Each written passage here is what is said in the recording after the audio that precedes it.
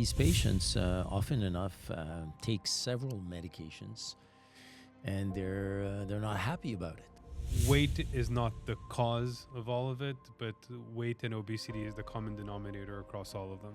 If your cholesterol is high and I want to reduce it, I can prescribe you a statin and it'll reduce your cholesterol, period. If your blood pressure is high and I prescribe a blood pressure medication, it's going to effectively reduce your blood pressure. Same thing with diabetes. If I give you metformin, it's going to reduce your blood sugar. But that's it. The only thing that will improve all three at the same time is modifying your lifestyle, is losing weight, and it has a huge impact on all three at once. I tell this to my patients all the time. I have this discussion with my patients. I tell them the following. We're all tourists in this planet. You get it? We're not here permanently. We're all going to hit a wall at one point. So I tell my patients, since you know that you're going to hit a wall at one point, you don't need to have your foot on the accelerator to hit it faster.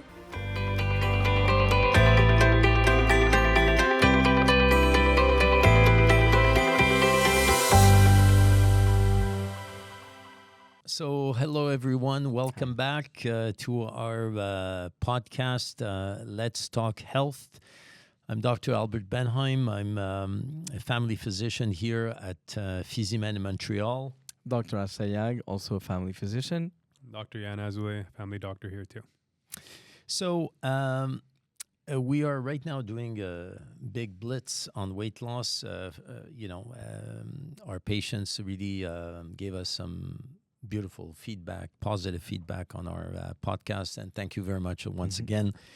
But also they asked us to discuss all those medications that we talk about nowadays in the news, Ozempic, Mounjaro, Wegovy, Zepbound.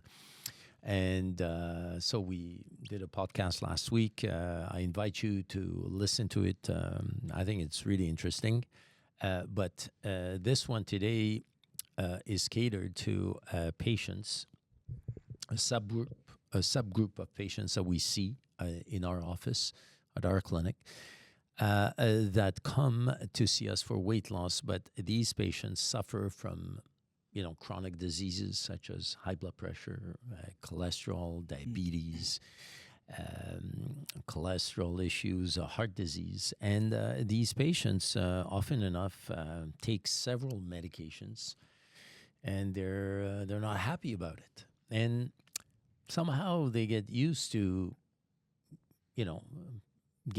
taking these medications, and some of them feel prisoner, and they tell me, Doc, can you reduce these medications? I'm tired to take them. Sometimes it's twice a day, sometimes 3 times a day, before meal, after meal. Pas facile. It's not easy for them. So nowadays we have solutions for those patients, and this is what we're going to talk about today, because patients that take these medications do not have to take them for life. Mm-hmm. So I want to hear about your approach when you see these patients that come to see you and that take these meds. What do you do with them in general to help them deal with this problem?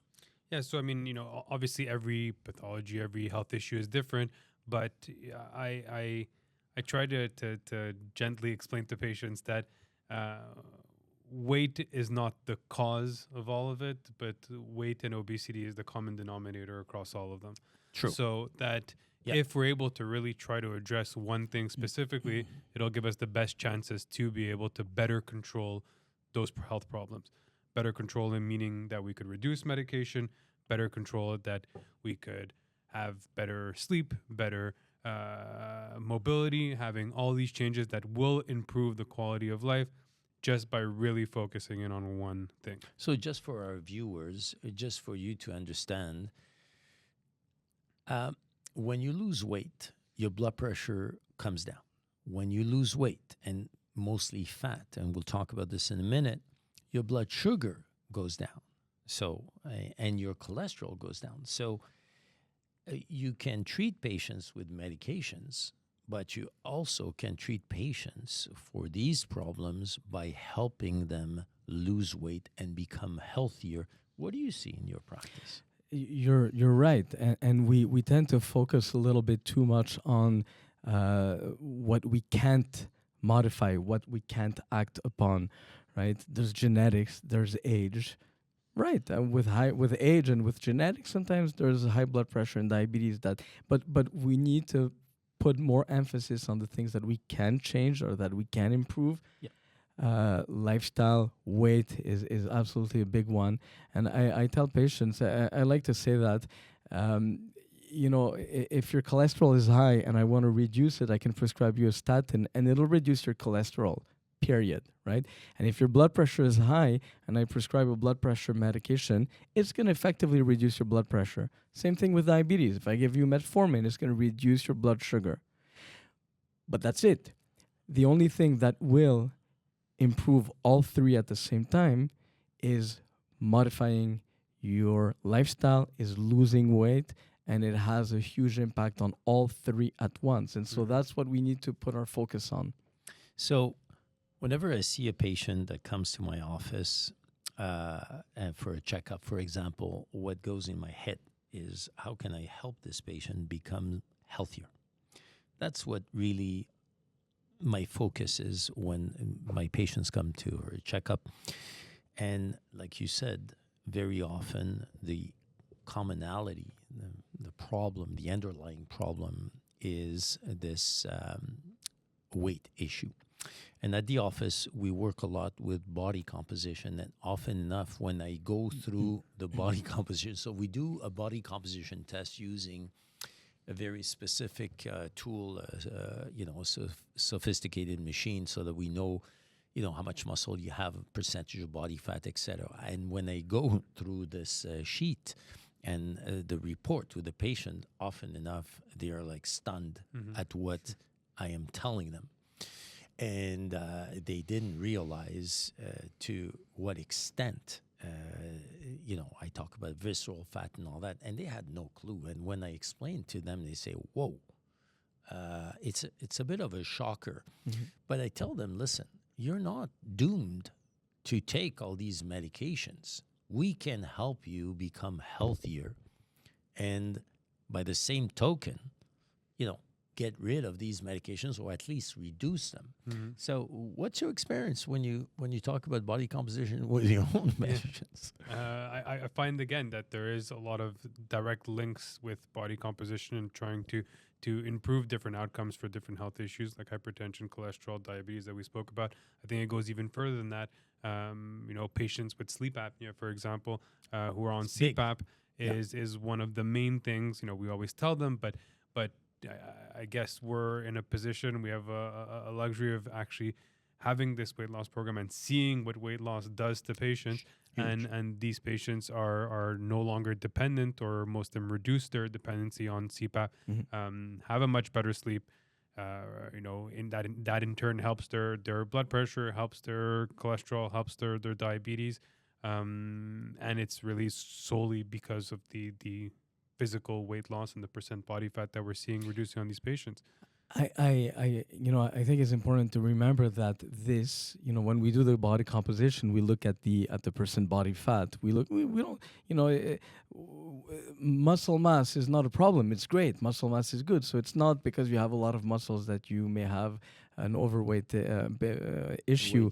The problem is the fat. It's the visceral fat, and at a molecular level or at a physiological level, that fat causes inflammation. That fat causes insulin resistance. We know that visceral fat and high percent body fat increases insulin resistance, which is the driving factor towards diabetes, type 2 diabetes, a lot of cardiovascular disease. So very important to address that and to remember that it's that's one of the causes. So one of the things that I see with a lot of those patients who come to see me is that they think that they're doomed to take these medications for life, right? They were prescribed medications for blood pressure. And well, so be it. So I am on it for life, or they're on Lipitor for cholesterol. Okay, so and they keep repeating, renewing their medications, and sometimes we add more, more, more.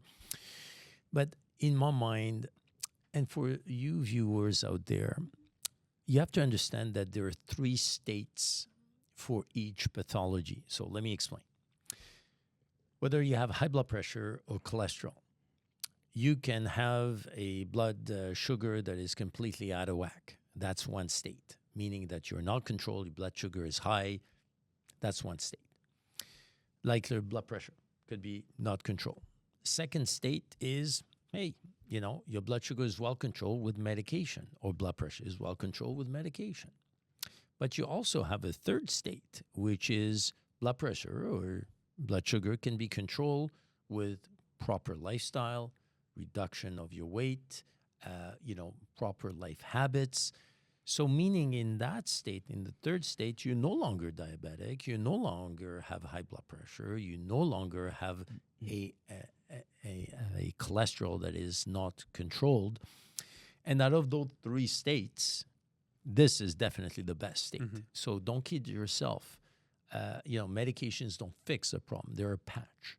So it's better to fix a problem than to patch it, because when you're diabetic, despite taking medication, diabetes does a lot of damage behind the scenes that you're not even aware of. So year after year, if you're diabetic for 30 years, well, you're going to get issues down the road. So it is always much better to fix a problem than to patch it. That's the earlier we start, the earlier we act, the better the outcome. The better we have a chance at fixing it. For sure. That's very important. I want to tell a story of a patient of mine. Maybe you're watching, maybe you'll recognize yourself. Exactly to illustrate that point. This is a patient that came to see me for a checkup, for an annual checkup. A patient I've known for 10, 12 years maybe. And I hadn't seen him for in a while. We did a checkup maybe a year and a half ago. And at the follow-up visit, we go over the results and, not that good. This is a patient who had been healthy without any medications. And unfortunately, I had to tell him that his cholesterol is very high. The blood pressure was very high. The blood sugar was high. I mean, we actually had a diagnosis of type 2 diabetes on that day. And I told him, based on these results, you should really be taking 3 to 4 medications, and I should be prescribing these medications to control all of these issues. He wasn't so happy about that, didn't want to have to be on medication. And we talked about different options, different ways of improving this. So we talked about weight loss, obviously, and he said, "Let me do this. I want to lose weight. I want to improve my lifestyle." This is a patient who wasn't exercising, wasn't paying attention to his diet. Actually enrolled in the weight loss program. 6 months later, had lost 50 plus pounds, all fat. He really worked hard. He was exercising. He did all, very, very, very motivated. And we redid all the tests after 6 months, and no more diabetes. So the blood sugar had normalized, blood pressure had normalized, blood cholesterol normal. He left that office. He left my office on that day without a prescription. He was very happy. But the reality is that fixed it. It really did. And we acted early enough that we were able to reverse that. I think it's sometimes, it's not... It's taken seriously by patients, sure, but I feel like there's so many recommendations. Oh, you need to move more, you need to eat less, and all those things are true altogether. But what I've seen in practice is just the weight loss itself is able to reverse all these health problems. Just seeing less weight, less fat on a patient will reduce all these occurrences or all of these problems. So we've been talking about medications, reduction of medications, but like you mentioned before on sleep apnea, there are other benefits in losing weight. Talked about getting rid of the CPAP machine. It's not fun to sleep with a CPAP machine. If you have to, you have to, but if you don't have to, it's even better, right? So weight loss does help patients, but there are other things. Arthritis, erectile dysfunction. Sure. We need to talk about this. So joint problems, problems is a huge category in there too. That just again the weight loss will be able to reduce the progression of different forms of arthritis, specifically in the knees. And we were saying a little bit earlier that the knees are set to carry 4 times of your weight. So it's important for the viewers to understand. So every time, for every patient that carry an extra pound of weight, it has 4 times the amount of force that is exerted on each knee every time you walk, every time you go up stairs or whatnot. So as an example, if you carry an extra 50 pounds of fat, that means that you're exerting an extra 200 pounds on each knee. When you do this day in, day out, your knees are going to wear out. Yeah. And this is where we see knee replacements and whatnot down the road. And a lot of our patients that suffer from obesity, even severe obesity or morbid obesity, have joint issues. Well, again, to me, the opposite is also true, is that the more weight we lose, the 20 pound that you lose is going to be an extra Huge. 80 pounds less on your knees. And again, it's the thing that we're going to usually notice first with the weight loss, that patients will see that they're much more mobile, that they're able to go up the stairs better, they won't have as much pain. What about erectile dysfunction? Let's talk about this, because this is a subject that we don't talk much about. It's a bit of taboo, whatever. In our case, this is a daily discussion with our patients. They don't talk about it outside our office, but in our office, we discuss it. So a lot of our patients that suffer from being overweight or obese have experienced some form of erectile dysfunction, which has an impact on their sexual life, on also their mental well-being. They feel less empowered. So obesity is one of the main risk factors for erectile dysfunction. Yeah, absolutely. And when you lose weight, you improve circulation, you improve blood flow, there's better erections. But not only that, as we said before, it reduces inflammation. It helps for high blood pressure, which is often associated with erectile dysfunction. The other thing, levels play in there too. Yeah, I was gonna say low testosterone with weight issues. When you lose weight, the testosterone improves. Same thing in women. In women also, especially around the time of menopause or perimenopause, losing weight often improves or reduces the symptoms of perimenopause and menopause. It's not a perfect fix, but it really makes a difference. Sure. So in the past, for all those patients that are listening to us, we used to tell the patients, hey, and the patients know that weight loss helped them, right? So, but in the past, the patients struggled. Sure. Okay. We saw the yo-yo game with a lot of our patients. They've been struggling to lose weight. However, today, no longer. We have very, very effective tools to help our patients lose weight and become healthier. So we see it time and again in our offices. We're very good at this at the office, but I'm sure your physicians can be just as good, in helping you become healthier and getting rid of your medications, sleep apnea, CPAP machines, or even your joints or whatnot. So all in all, there is a solution out there. You're not stuck with your medication. You're not stuck with your CPAP machine. We have very effective weight loss program. We have in our office, we're over 95% success rate because our patients do not have to fight hunger through their process. They're followed by a team, very effective. We see that it works. We do this daily at the office. So please, if you have any of these issues that we talk about, don't just take it for granted that this is what it is. And I tell this to my patients all the time. I have this discussion with my patients. I tell them the following. We're all tourists in this planet. You get it? We're not here permanently. We're all going to hit a wall at one point.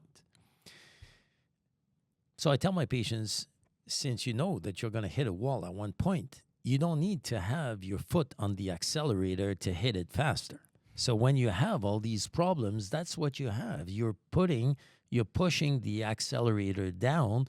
And I have some patients that have floored the accelerator. So please, think about it. We have solutions. We can help you. Discuss it with your physicians.